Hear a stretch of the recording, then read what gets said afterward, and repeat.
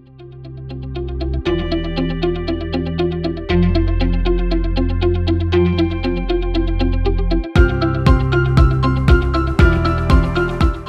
Cię bardzo serdecznie. Z tej strony Mikołaj Lech. Dziś chciałbym Ci powiedzieć, czym jest szantaż domenowy, a także w jaki sposób możesz odzyskać domenę internetową od tak zwanego pirata domenowego. Otóż szantaż domenowy mniej więcej zawsze przebiega w podobny sposób.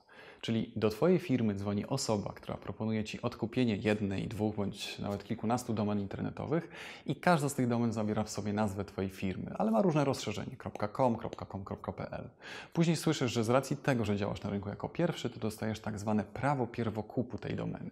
Przy okazji jesteś też informowany, że jest już chętny na tę domenę, no i oczywiście jest to Twój bezpośredni konkurent. Tak więc jeśli się nie zdecydujesz, no to musisz mieć świadomość tego, że istnieje niebezpieczeństwo, że domenę kupi osoba, która będzie tam oferowała konkurencyjne towary bądź usługi do Twoich. Przedsiębiorcy, których ta wizja przestraszy i przyjmą ofertę szantażysty, kupują 5-10 domen za naprawdę zawyżoną stawkę.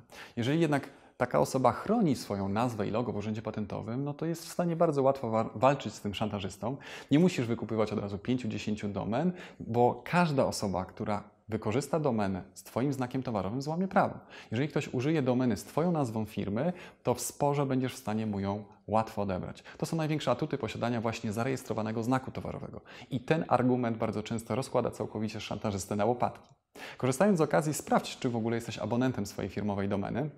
Z doświadczenia wiem, że przedsiębiorcy zlecają rejestrację domeny swojemu pracownikowi, informatykowi czy też jakiejś agencji reklamowej, która buduje im stronę.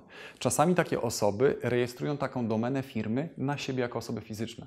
Dopóki między Wami jest zgoda, problemu nie ma, ale przy pierwszym konflikcie możesz stracić dostęp nie tylko do strony, ale co ważniejsze, do Twoich wszystkich firmowych kont mailowych. Jeżeli klikniesz w link, który właśnie Ci się wyświetlił, to przeniesiesz się do mojego artykułu na ten temat.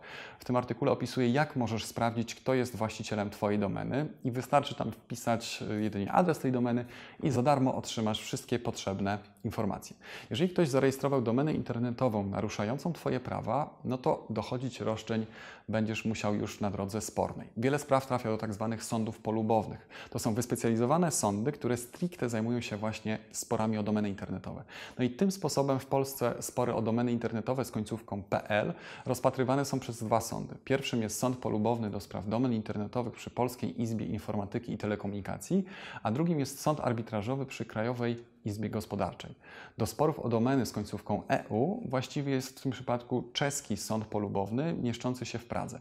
W przypadku domen z końcówką .com, .biz, .info, a także naprawdę wielu innych właściwe jest Centrum Arbitrażu i Mediacji przy Światowej Organizacji Własności Intelektualnej. Wchodząc w spór przed takimi sądami, musisz w pierwszej kolejności wykazać, na jakie prawa się powołujesz albo jakie prawa zostały tutaj naruszone przez rejestrację. W jednym z poprzednich nagrań wspominałem, że możesz się powoływać na prawo do firmy, czyli nazwy, pod którą działasz, na prawo do zarejestrowanego znaku towarowego, a także w określonych przypadkach na prawo wynikające z tej ustawy o zwalczaniu nieuczciwej konkurencji. Jeżeli sąd wyda prawomocne orzeczenie o tym, że rejestracja domeny bądź jej używanie faktycznie naruszało cudze prawa, Twoje prawa, to NASK, powołując się na swój regulamin, rozwiąże umowę abonencką z Twoim przeciwnikiem.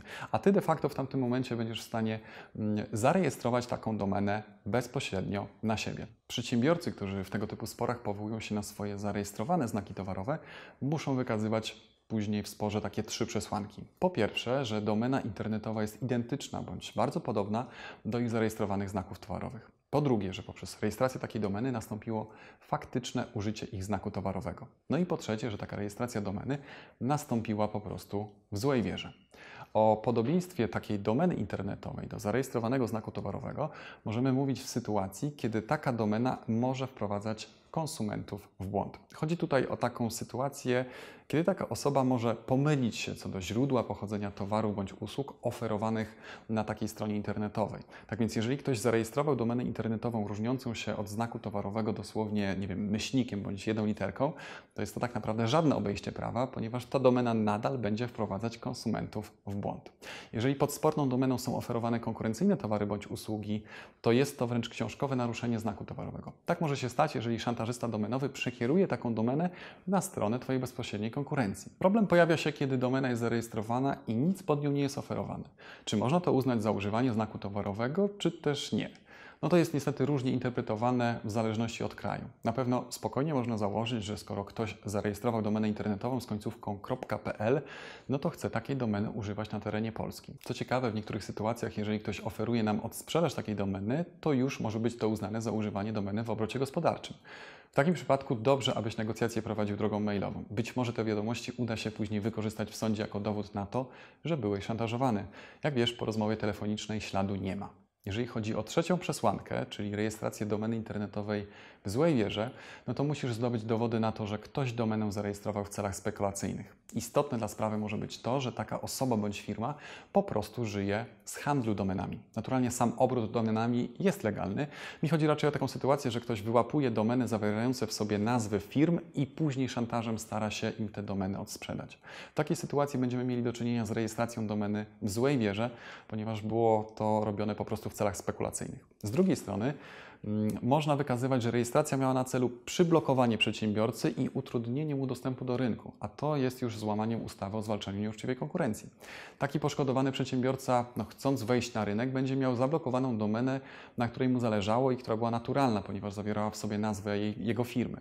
Teoretycznie jego klienci mogą więc pomyśleć, że skoro pod tą domeną nic nie jest oferowane, no to taki przedsiębiorca nie działa i w ogóle nie funkcjonuje na tym rynku. Postępowanie arbitrażowe przed tego typu sądami ma wiele zalet. Największą jest to, że są to sądy bardzo mocno wyspecjalizowane. Orzekają tam arbitrzy będący autorytetami w zakresie własności intelektualnej.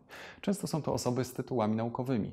No i to jest wielki atut, ponieważ jeżeli taka sprawa o tą domenę internetową trafi do sądu gospodarczego, no to niestety czasami wyroki są, jak to się mówi, z kapelusza.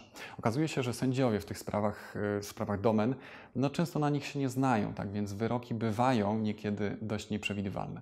Z drugiej strony te sądy polubowne działają bardzo szybko. Na wyrok poczekamy raczej miesiące niż lata, a w sytuacji, kiedy naruszenie prawa jest ewidentne, to spokojnie może to zająć na przykład 3 miesiące. No i bardzo dużym ułatwieniem jest to, że korespondencja z takim sądem przebiega w formie elektronicznej. To bardzo ułatwia całą komunikację i obniża koszty. W ogóle, jeżeli chciałbyś dowiedzieć się czegoś więcej o sporach domenowych, no to polecam Ci 21 odcinek mojego podcastu. Rozmawiałem tam z prezesem Sądu Polubownego do spraw domen internetowych, panem Ireneuszem Matusiak. Omówiliśmy całą procedurę przed tym sądem, a także pan Matusiak odpowiedział na najczęstsze pytania, które zadają mi klienci. Jeżeli chcesz być na bieżąco z tym, co tutaj mówię, to pamiętaj, żeby subskrybować ten kanał. Natomiast jeżeli nie masz czasu czytać albo nie masz czasu oglądać tych nagrań, to pamiętaj, że prowadzę również podcast pod tytułem Prawna ochrona marki. Tak więc wystarczy, że poszukasz go po nazwie Prawna ochrona marki w jakiejkolwiek aplikacji do odsłuchiwania podcastów i będziesz mógł mnie posłuchać na swoim telefonie. Dziękuję Ci bardzo za uwagę i do zobaczenia. Cześć!